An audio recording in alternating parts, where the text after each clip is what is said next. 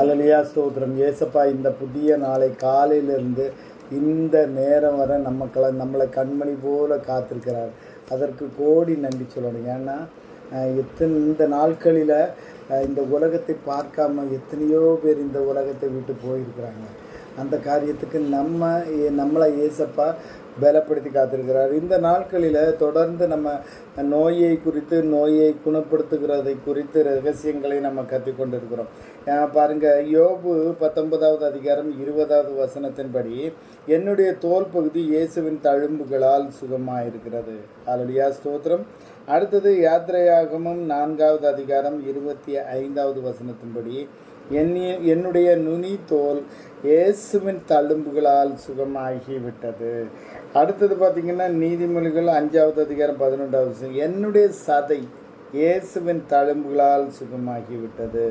அடுத்தது பார்த்திங்கன்னா ஹல்லேலூயா, யோபு 30வது அதிகாரம் 17வது வசனம், என்னுடைய நரம்புகள் இயேசுவின் தழும்புகளால் சுகமாகிவிட்டது. அடுத்தது பார்த்திங்கன்னா யோபு 20வது அதிகாரம் 11வது வசனம், என்னுடைய எலும்புகள் இயேசுவின் தழும்புகளால் சுகமாகிவிட்டது. ஹல்லேலூயா. தானியேல் 7வது அதிகாரம் 5வது வசனத்தின்படி, என்னுடைய விலா எலும்பு இயேசுவின் தழும்புகளால் சுகமாகிவிட்டது. இப்படி ஏசப்பா ஒவ்வொரு காரியத்தையும் நம்ம பலப்படுத்தி ஹல்லேலூயா இந்த நாட்களில் நம்ம சந்தோஷமாக இருக்கிறோம்.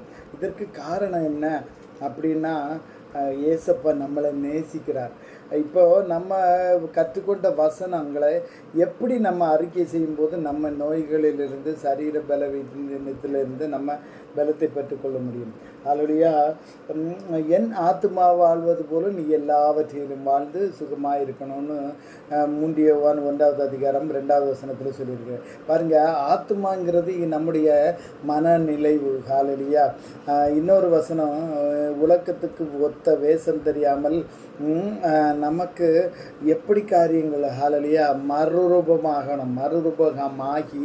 நம்ம பலப்படணும். இந்த வசனங்களை எல்லாம் நம்ம கேட்டால் மட்டும் போதாது. அது வாயினால், ரோமர் 10:8வது வசனத்தில் சொல்கிறோம், வாயினால் நீங்கள் அறிக்கையிட பெற்றுக்கொள்ள முடியும். ஒரு புதிய பாடல் இருக்குதுன்னா அந்த பாடலை எத்தனையோ தடவைகள் நம்ம பாடினாதான் அதை பாடலை நம்ம கற்றுக்கொள்ள முடியும். அதே போல் தேவனுடைய வார்த்தையை நம்ம கேட்டால் மட்டும் போதாது, அதனை வாயினால் அறிக்கையிட்டு சுகத்தை பெற்றுக்கொள்ள முடியும்.